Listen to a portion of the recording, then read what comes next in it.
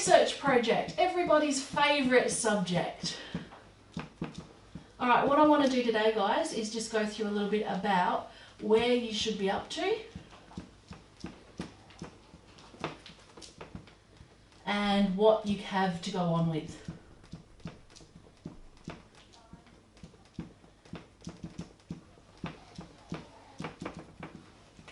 Okay, so by now, and we're already part way into term 2, remember, by now what you should already have is your folio well and truly under construction. Your folio should have your Lotus diagram, it might be a mind map, doesn't need to be completely filled in. You can still go back and work on all of these things, remember, but that should be well and truly under construction. Once you have your Lotus diagram or your mind map, you've had discussions with me about what you want to do for your research project question. The next part that you were then asked to do was preliminary research. So you'll have a page, some of you might have a couple because you might have explored more than one topic, but a preliminary research page of some shape or form. When you got that far, the next thing that you were asked to do was to write your proposal. And if you remember, your proposal is a really important one because it's the one page that the SACE board says must be included. So it has to be in your 10 pages of your folio. Okay? When you have gotten that far, the next thing that you did was to start exploring your topic. So you went away and you hopefully started doing some of your actual research. And that means that you will have done things like downloaded articles,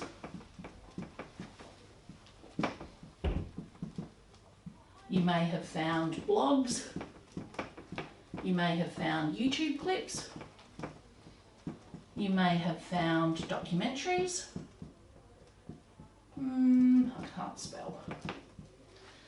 You may have PDF files, graphs, statistics, newspaper articles, etc. So hopefully by now your folder is starting to look reasonably full of information.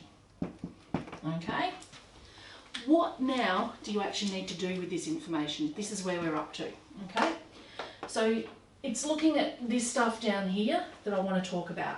Most of this you've already got worked on and it'll be put away into that research project folder.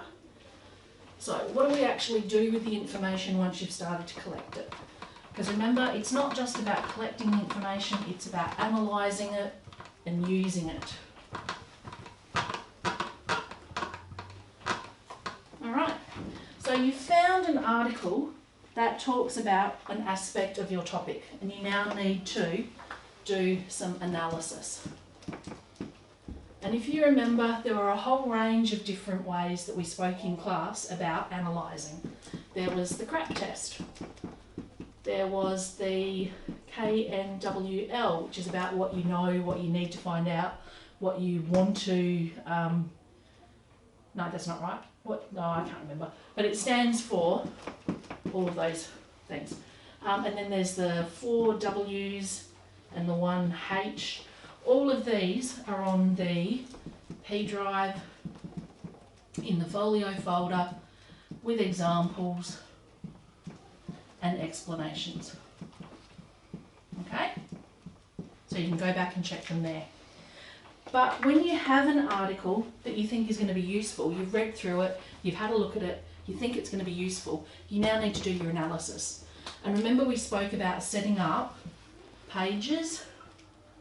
So this might be a Word document where you've got a small screen capture up here in the corner of, for example, a newspaper article.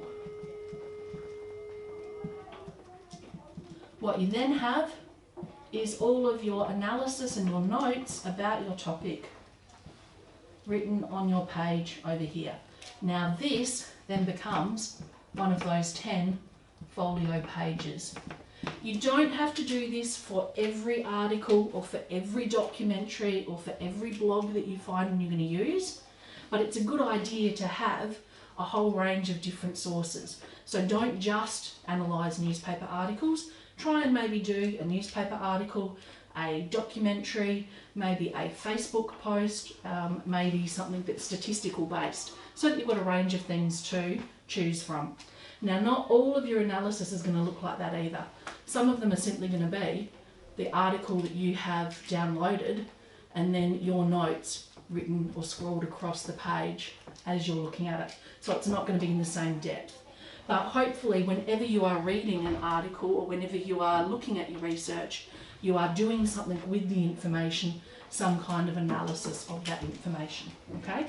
The next thing that we need to talk about is how you then take all that analysed information and collate it together. So that's going to be the next topic, okay?